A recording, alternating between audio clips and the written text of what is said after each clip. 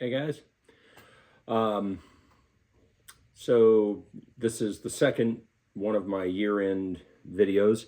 I did a video about my 24 favorite new releases of the year of 2024, and so now I'm gonna go over some of my best finds of the year. This would be used stuff, rare pressings, that kind of thing. So this year was actually a really good year.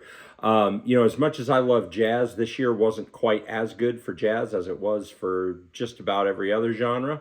But that's okay. Some years things are different, and but I've got a lot of great stuff to show you guys tonight. So these are my 24 kind of best finds of the year in the used bins.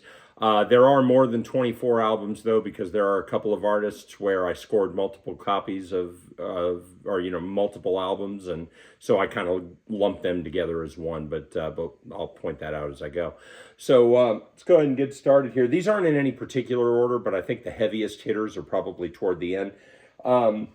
So the first one I'll show you guys here. I'm a big fan of like 2000s down tempo and deep house and that type of stuff, even into modern times. But you don't find a lot of it on vinyl because a lot of it's on just singles. They get uploaded to places like Bandcamp or to the digital streaming platforms and things like that. But this one, this is Dusk to Dawn by Emancipator.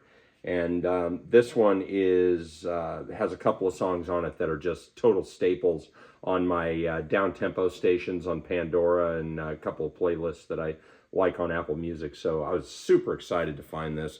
If you're a fan of bands like, I don't know, like Thievery Corporation or Odessa or that type of style, you'll love Emancipator. They're fantastic. Well, I guess not they. I think it's a one-man group, but good stuff. Real good stuff. All right.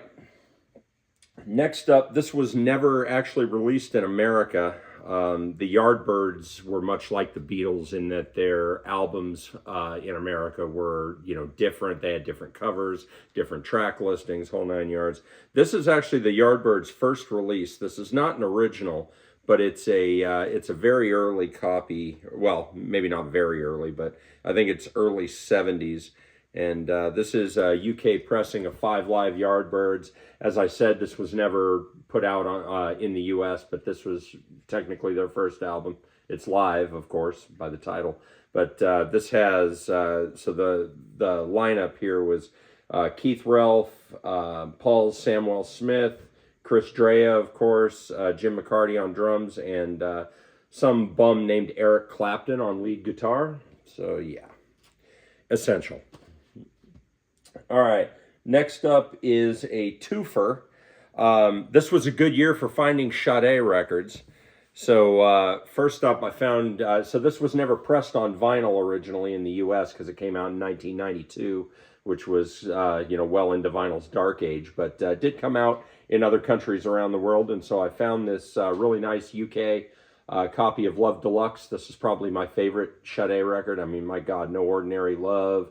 I Couldn't Love You More, Kiss of Life, Cherish the Day. God, so much good stuff here. And then the other one I found, for some reason I slept on this when it came out back in 2010, but I found a pretty nice copy of Soldier of Love. And, the cover's got a little bit of wear on it, but the vinyl sounds great and everything. So this is one that I would probably definitely upgrade if I had the chance. But this is a solid record. I mean, Sade's never put out anything approaching a bad album, and this remains her final studio album to date. Hopefully we get another one soon. I think it's just about time. It's been 15 years.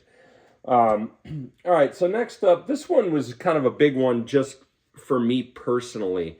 If anybody knows my musical taste, I really love Heather Nova.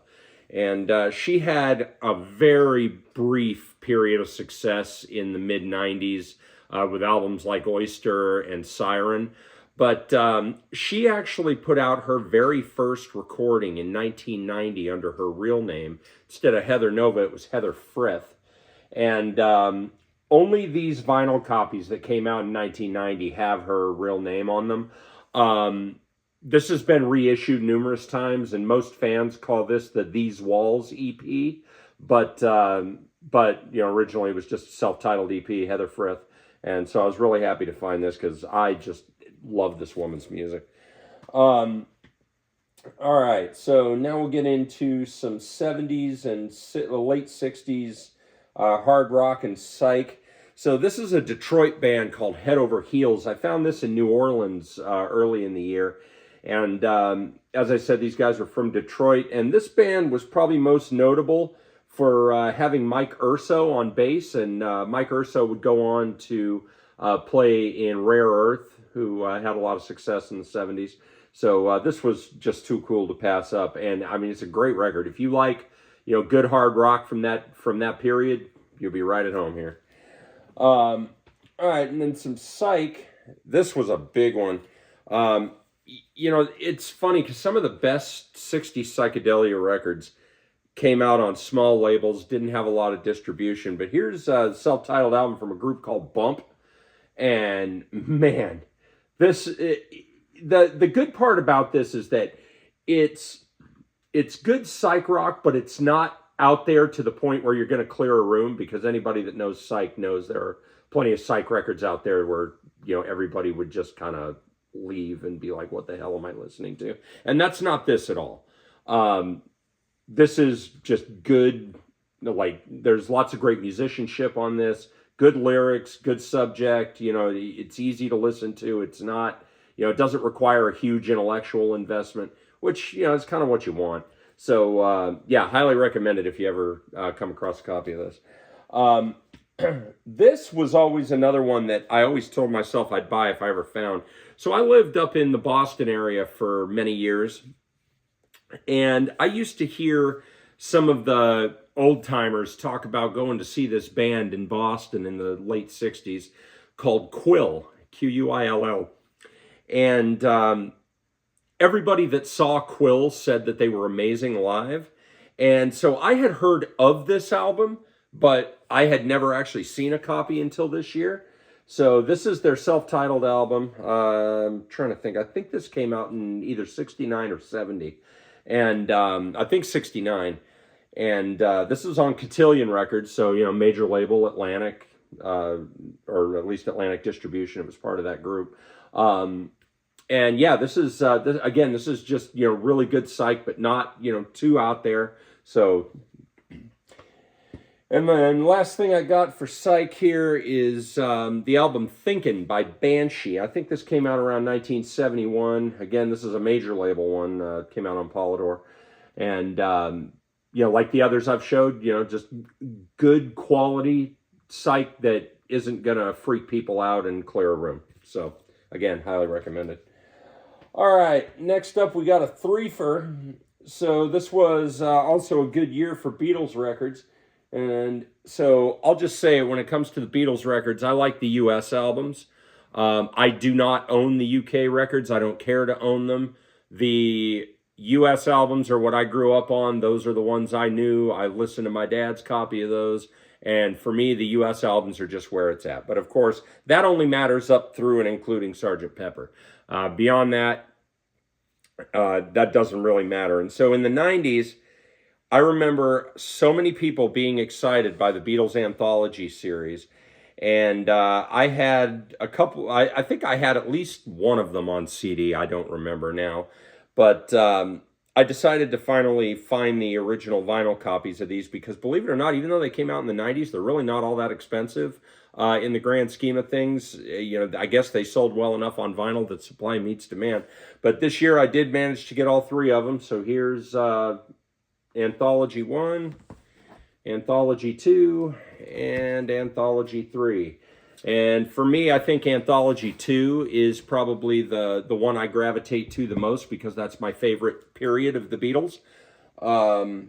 That's the kind of the middle period, Rubber Soul, Revolver, Yesterday and Today, I guess, and Sgt. Pepper. And so I think, Anthology 2 is probably the one I find the most interesting, but, it's good to have those couple of what they call the Threedles tracks those new songs that Ringo and George and Paul put together from those demos that Yoko Ono gave them, that John Lennon had done. So it was kind of cool to finally have the anthology series on vinyl. So that was nice. And then this one was a real punk heavy hitter. If you like hardcore, from 1989, this is the album Energy by Operation Ivy. If I'm correct, this was their one and only LP. And man, this thing is just a ripper top to bottom. Okay. If you are only going to own one Duran Duran album, you could do a whole lot worse than this one. So this is called Decade, and it is a compilation of all of their really big 80s singles. Any Duran Duran song that you know and are sick of hearing is probably on this record. But the cool thing about Decade is that they didn't just go and use the like the standard album version of these songs. They actually used radio edits and single mixes and things like that. So what you get on this is whatever you would have gotten if you had bought these singles on 45. And I think that's kind of cool and important from a historical standpoint, because these are the versions of those songs that actually got popular. And so this is just a really cool collection. And yeah, if you only have one Duran Duran album, like I said, you could do a whole lot worse than this one. All right, some good 90s hacker music. This kind of goes in with the down tempo and kind of trip hop vibe. This is Protection by Massive Attack.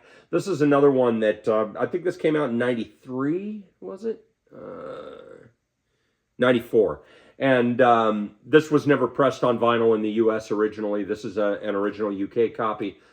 Sounds fantastic. I think these days Massive Attack is probably remembered by most people as for that song Teardrop on their album Mezzanine, because Teardrop was used as the theme song for the show House MD. But you can't go wrong with Massive Attack. They're great if you like down tempo and trip hop. Okay, here's another threefer. This was a really, really good year for Depeche Mode records. Here's one I just never see.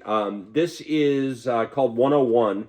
This is a double live album that was recorded in 1988 at the Rose Bowl in Pasadena, California. There were over 50,000 people at this show. And I will tell you, I think this is one of the best sounding and best mixed live recordings I've ever heard in my life. This record is absolutely incredible. The only thing that kind of sucks is that they didn't want to make it 3 LPs. So what they did was they actually took 3 songs that were on the cassette and CD and took them off the LP, and they actually put those on a 12-inch single that was released around the same time. So it is possible to have all 20 songs on vinyl, but you know, again, the cassette and the CD give you the entire show start to finish. The LP had to be edited slightly, and then you got to use that 12-inch single to make up for it. But regardless, this is just an unbelievable live recording. I mean, the band is just so tight on this, and you know, they never miss a step, and you can tell the crowd's into it the entire time. There was a concert film released of this too, and they call the album 101 because it was the 101st show on that tour. So this is absolutely essential Depeche Mode. And then as you got into the 90s, Depeche Mode only put out 3 albums in the 90s, but you know, those 3 albums, Violator, Songs of Faith and Devotion, and Ultra, were kind of their commercial peak, I would say. And Violator was pressed on vinyl in the 90s here in the US, but Songs of Faith and Devotion and Ultra were not.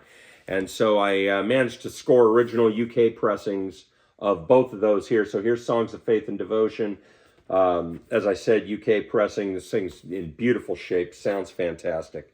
And then also got an original UK of Ultra, and again, just sounds unbelievable and super clean. Really happy to have this. I am a sucker for Mariah Carey's music, always have been, always will be. And interestingly, even though a lot of her most popular albums came out during vinyl's dark age, her records were consistently pressed on vinyl in the US. They're not necessarily easy to find, but they are at least out there. And this is Music Box 1993? Yeah, 93. And so this one has songs that I just remember being all over the radio as a kid, you know, especially Dream Lover. I would have been about 14 when this came out. You know, Dream Lover's on this, Hero, Music Box, Anytime You Need a Friend, Just to Hold You Once Again. There's a ton of great stuff on this. You know, just good classic 90s pop, right? All right. This was a big one. So for years now, I've had the entire Dead Kennedys LP and single discography. All their LPs, their EPs, and their 7 inches. But when their first album, Fresh Fruit for Rotting Vegetables, came out, originally the US record company couldn't get their shit together, and so the UK pressings were imported and released out to record stores for about the first 6 months. And then in 1982, IRS Records here in the US finally decided to put the record out. And to differentiate it from the UK copies that had already been floating around for 6 months, instead of a black cover, they did this hideous orange, nasty looking cover, and the band had a hemorrhage over it, and it was withdrawn fairly quickly and replaced with the correct black cover. But these orange copies are not easy to find. They don't come along very often. I actually found this in Charlotte earlier this year, and this one is complete. It's got the poster with it. There's the poster, and I'm trying to think. Yeah, and so this is one of the exceptions I made. Usually I have a rule that I don't own 2 copies of anything, and I've broken that rule only a handful of times. I can count the number of times I've broken that rule on one hand, and this was one of the exceptions of the rule, so I'm keeping that UK copy, but also having this just for the historical curiosity. That, I mean, it sounds great, so you know, there's no reason not to keep it just because it's just a really cool little nugget of history. All right. Now we're getting into some of the heavier hitters. A lot of this stuff is 90s. This one is actually 2007, but here's an original, what they called a disc box copy of Radiohead's In Rainbows. And so in 2007, Radiohead was kind of done with major labels. They were doing what Nine Inch Nails was doing and taking it directly to the fans and letting them buy it and all that. And so this was a version that they offered on their website when In Rainbows came out. And so it has this real nice cardboard slipcase, and then it pops out, and there's, you know, it's like a hardbound book, and it's got a little mini book in it. It's got the album on 2 CDs, and then it's got a whole book with it, as well as 2 LPs that are here inside the jacket. So really, really super nice package.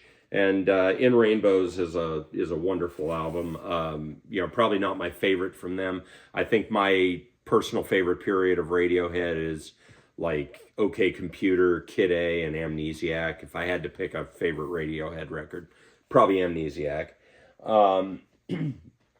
This was a cool one too, and I found this one totally random. One of my Instagram followers messaged me and asked if I needed a copy of this. And I said, do I need it? No. Do I want it? Yeah. So this is an original 98 copy from the UK of Hole's Celebrity Skin. Celebrity Skin is, you know, the title track is probably the biggest song on this record. That was all over rock radio around, you know, 98, 99. And it's probably the only Hole album that I really feel the need to own. But again, not pressed in the US on vinyl. So this is a nice UK copy. Glad to have this. Next up, this one was a little bit different and kind of divides Primus fans quite a bit. But this is the Brown album from 1997. This is one of those that, you know, if you like Primus, you're either going to love this or you're going to hate it. Right? It's different from everything that came before it. So when this album came out, reviews were really mixed, you know, especially from the side of people that were just kind of expecting more of the same. I love this album. I've been listening to this for almost 30 years and never gets old. I love this record. I've never seen it before on vinyl, and but I've got it on CD somewhere. And so yeah, really happy to have this. Okay, here's another twofer. The very first album I ever bought with my own money when I was 12 years old was Michael Jackson's Dangerous. And over the years, I had accumulated, original pressings of Off the Wall and Thriller and Bad, and I already had Dangerous, of course, and also his 2001 album Invincible. But the ones that had always eluded me, and I never remember seeing them on vinyl in the 90s, was History and Blood on the Dance Floor. And as luck would have it, 2024 was the year I scored both of them. So this one was still brand new, factory sealed when I opened it.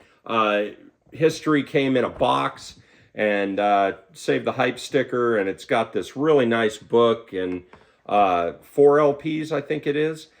No, 3. I'm sorry, 3 LPs. And so, for those that don't know much about History, what it was 2 CDs and I guess 3 LPs, but the first CD was like a greatest hits collection, and then the second CD was basically an entirely new studio album. And it had Scream, which was the duet that he did with his sister, Janet Jackson, and had a whole bunch of other great stuff. Some days I might tell you that the studio album disc of History is my favorite Michael Jackson record, top to bottom. I mean, it is just really, really good.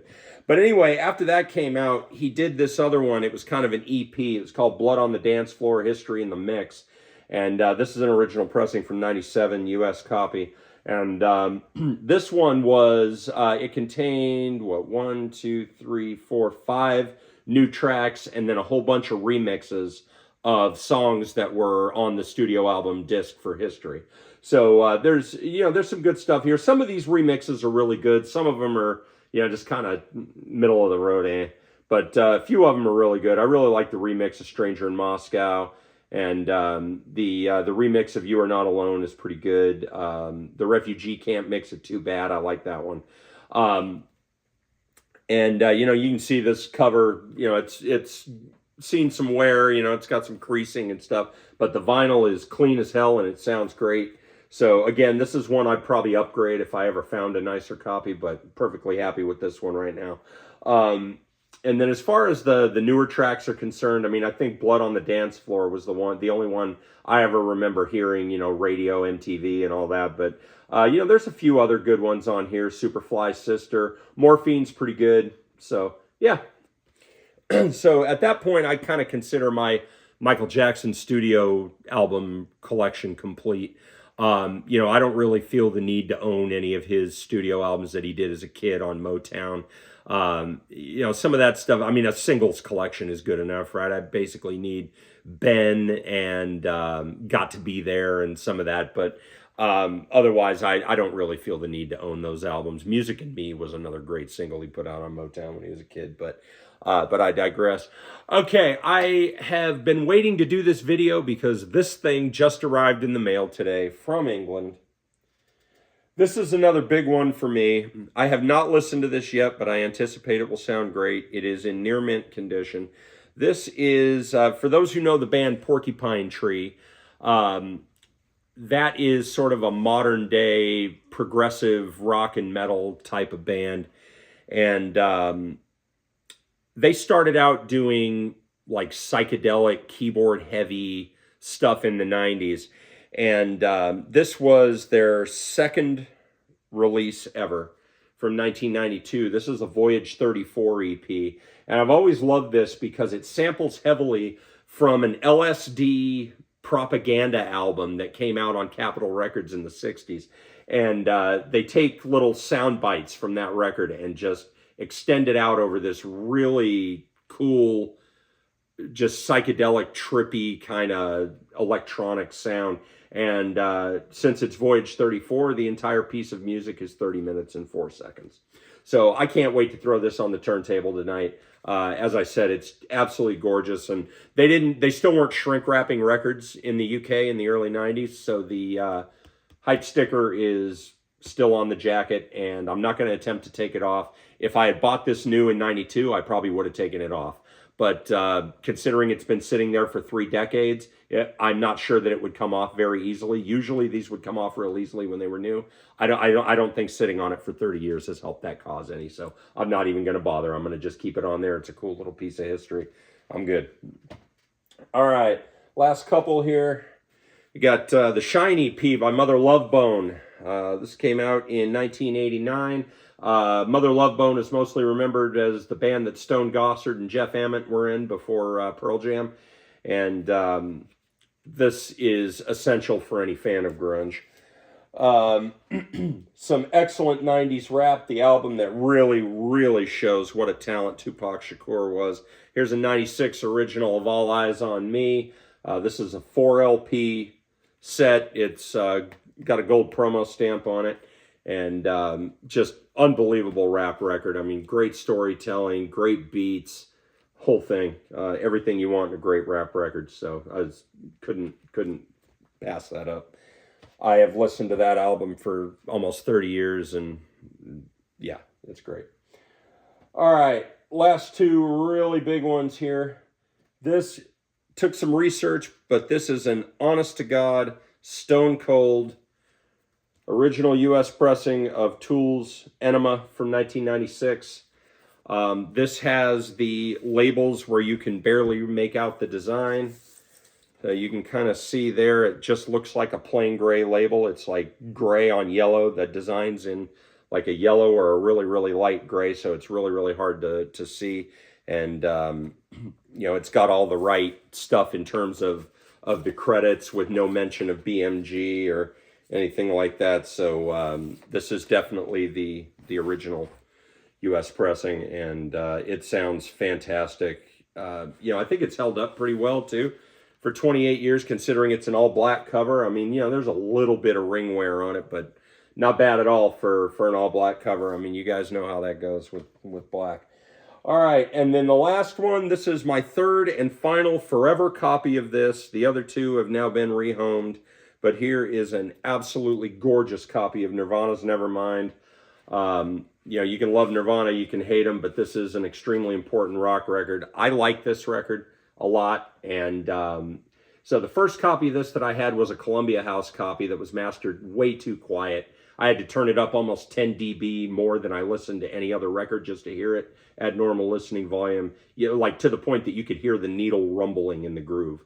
And so I got rid of that one and found a solid VG stock copy, and had that for a while, and then came across this, and I mean, this is absolutely my forever copy. This thing looks like the day it came home from the record store. So couldn't be happier to give this one a good home. And so with that, I would say 2024 has been a pretty good year in the used bins for me. Looking forward to seeing what 2025 brings. So curious what some of your guys' best finds are from the year. So let me know in the comments section. And thanks for watching. Catch you guys soon.